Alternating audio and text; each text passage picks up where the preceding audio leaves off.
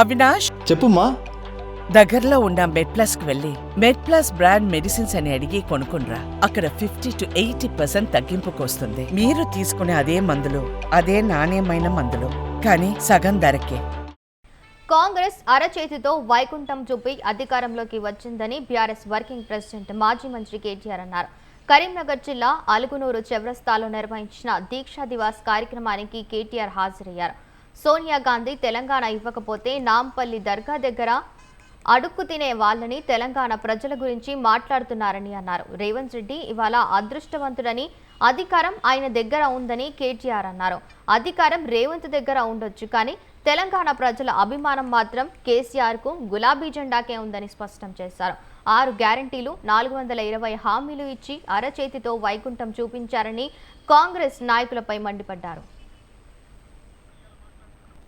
తెలంగాణ ఇవ్వకపోతే మీరు నాంపల్లి దర్గా కాడ అడుక్క తింటుండే అని మాట్లాడుతున్నాడు. తెలంగాణ ప్రజలను ఉద్దేశించి ఇవాళ గద్దెనెక్కినోడు ఆయన. ఇవాళ అదృష్టవంతుడు, అధికారం ఆయనకుండొచ్చు, అధికారం నీకుండొచ్చు, కానీ తెలంగాణ ప్రజల అభిమానం ఖచ్చితంగా కేసీఆర్ కు ఈ గులాబీ జెండాకే ఉన్నది. ఇది అక్షర సత్యం.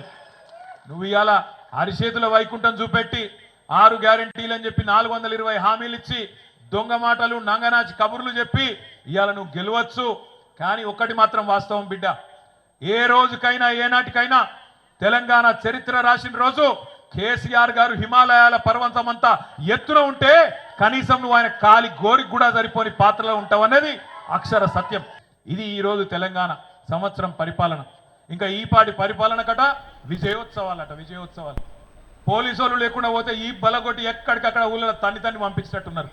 ఇది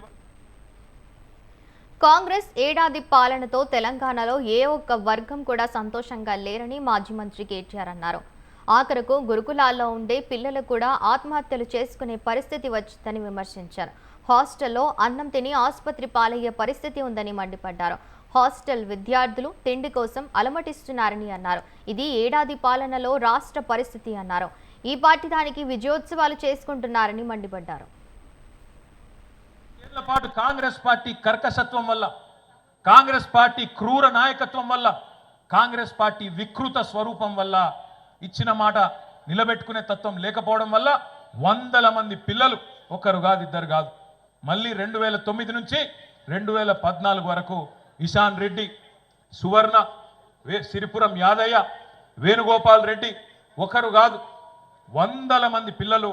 ఇవాళ నాకు గుర్తొచ్చిన 4-5 పేర్లు నేను చెప్తున్న గంతే. వందల మంది ఆత్మ బలిదానాలు చేసుకున్న పరిస్థితి. అట్లాంటిది మరి కేసీఆర్ గారు ఒక్కటిగా మళ్ళీ ఉద్యమాన్ని ఏదైతే పతాక సన్నివేశానికి ఆమరణ దీక్షతో తీసుకొని పోయిండో, ఆ తర్వాత ఈ పిల్లల బలిదానాలు ఆపడానికి, తెలంగాణ సాధించడానికి రకరకాల ప్రజాస్వామిక పద్ధతులు ఎంచుకొని మళ్ళీ మేమందరం రాజీనామా చేసినాం. ఎన్నికల్లో నిలబడ్డాం. ఉప ఎన్నికల్లో నిలబడితే 2010లో ఇటు గంగుల కమలాకర్ గారిని, అటు నన్ను, ఇంకా మిగతా మిత్రులందరినీ కూడా బ్రహ్మాండమైన మెజారిటీతోని గెలిపించి మళ్ళీ శాసనసభకు పంపించారు. 5 ఏళ్ల పాటు